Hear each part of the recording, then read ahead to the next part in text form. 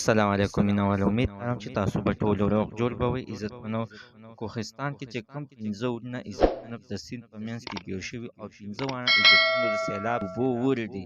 راځئ مینوال د هغه مکمله ویډیو مو تاسو سره په دې ویډیو کې شریک کړو چې آیا دغه د 15 کسانو غلطي ده، څنګه دغه 15 کسان مړه شوي. ټول معلومات زه تاسو سره په دې ویډیو کې شریک کوم. ما سره د ویډیو تر اخره پورې وګورئ چې تاسو ته پوره معلومات در ورسیږي. دې معلومات ته مخکې راول زه تاسو ته د یادګینه وکړم. تاسو کو چارې زموږ په دې سوپر کلیک چینل کې نوي وئ، چینل هم نوي سبسکرایب کړئ. مهرباني وکړئ تاسو زموږ د سوپر کلیک چینل د سره سبسکرایب کړئ، خوا کې سره د ټلۍ نشان ووهئ چې هر یوه نوې معلوماتي ویډیو تاسو ته په اسانۍ باندې در ورسیږي.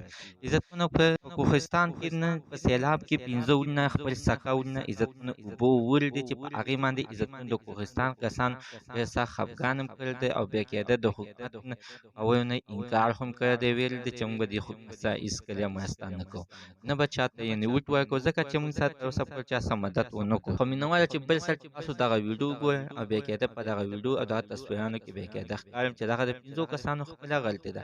دوی څه کول دغه ته چې یعنې ولاړو، آیا دغه دوی سره نور کسان هم هغوی وتښتېدل او دغه 15 کسانو ځان ته داسې باتوران ویل په دغه کې ودرېدل. مینهوال الله تعالی دغه کورنۍ ته د زړه صبر. ښه خبره نه ده چې دغه شانتې خبرې اترې ورپسې کوو چې هغوی ته الله تعالی هغه جنګ ښه کړي. مینهوال زموږ د دې ویډیو مقصد همدا دی چې هېڅکله په غلط ځای کې مه کښېنئ، مه پاسئ. ګوره چې دا ځای خطرناک دی، د دغه ځای نه ځئ نه خواته بل سایډ ته ځئ، ځکه عزتمنو چې اوبه چاته صبر نه کړي، نه اوبه چاته ګوري. یو ګزه دا کس په نه خواته شي بیا به پرې موږ ورځو. حتما نسه خپل رایې لاندې په کامنټ کې شریکه کړئ. زموږ د عزتمن ته نن زه معلومات د دې ځای پورې د نوي معلومات دپاره د سره زموږ دا سوپر کلیک چینل د سره سبسکرایب کړئ، خوا کې ورسره د ټلۍ نشان ووهئ چې هر یوه نوې معلوماتي ویډیو تاسو ته په اسانۍ باندې در ورسي.